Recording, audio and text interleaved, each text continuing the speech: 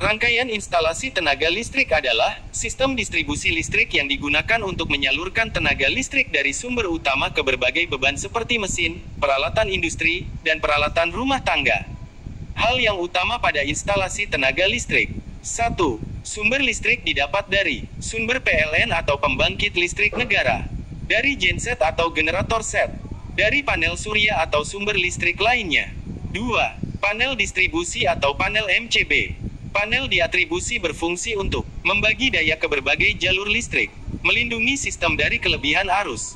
3. Penghantar atau kabel listrik, misalnya kabel NYA, NYM, atau NYY untuk instalasi rumah dan gedung. Kabel bertegangan tinggi untuk industri. Peralatan-peralatan proteksi atau pengaman, misalnya MCB atau miniature circuit breaker untuk memutus arus jika terjadi korsleting. ELCB atau Earth EKG circuit breaker melindungi dari kebocoran arus listrik. Fuse atau sekring pengaman dari arus berlebih. 4. Beban atau peralatan elektrik, misalnya mesin industri, motor listrik, lampu, AC, del. Jenis instalasi tenaga listrik. 1. Instalasi rumah tangga, menggunakan sistem satu fase atau 220 volt. Umumnya terdiri dari jalur penerangan dan jalur stop kontak.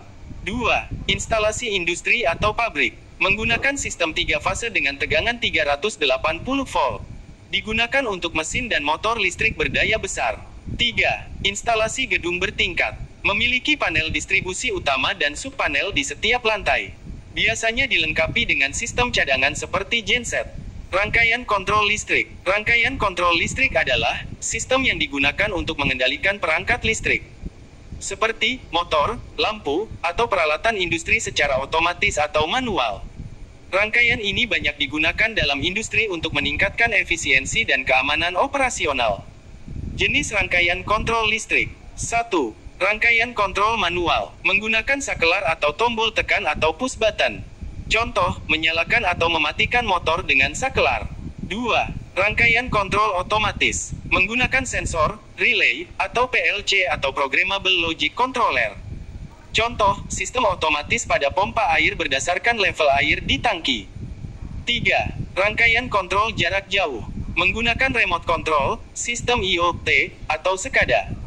Contoh, mengendalikan mesin produksi dari ruang kontrol. Komponen utama dalam rangkaian kontrol. 1.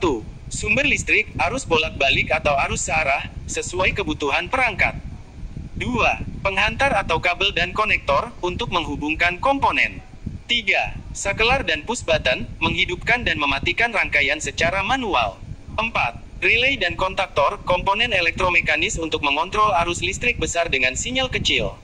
5. Timer dan sensor, digunakan untuk pengendalian otomatis berbasis waktu atau kondisi tertentu. 6. PLC atau Programmable Logic Controller, pengendali berbasis pemrograman yang banyak digunakan di industri. Contoh rangkaian kontrol motor listrik. Start-stop menggunakan push button. DOL atau Direct Online Starter. Start Delta Starter untuk motor besar agar arus awal lebih kecil. Diagram power. Diagram power atau diagram daya adalah representasi grafis dari sistem kelistrikan, yang menunjukkan bagaimana energi listrik didistribusikan dari sumber ke beban. Diagram ini biasanya digunakan dalam perancangan dan pemeliharaan sistem tenaga listrik, baik di industri, gedung, maupun rumah tangga. Jenis diagram power dalam instalasi listrik. 1. Diagram garis tunggal atau single line diagram disingkat SLD. Menampilkan komponen utama dalam satu garis sederhana. Umumnya digunakan untuk memahami distribusi daya secara keseluruhan. 2. Diagram skematik atau semantik diagram, menunjukkan detail rangkaian listrik dengan simbol komponen seperti MCB, relay, dan motor. Digunakan untuk analisis dan pemecahan masalah. 3. Diagram fasa atau pasor diagram, menggambarkan hubungan antara tegangan dan arus dalam sistem arus bolak-balik. Berguna untuk analisis daya dan efisiensi. 4. Diagram blok atau blok diagram, menyederhanakan tampilan sistem tenaga listrik dalam bentuk blok-blok utama. Contoh, dari pembangkit, ke transmisi, ke distribusi lalu ke beban.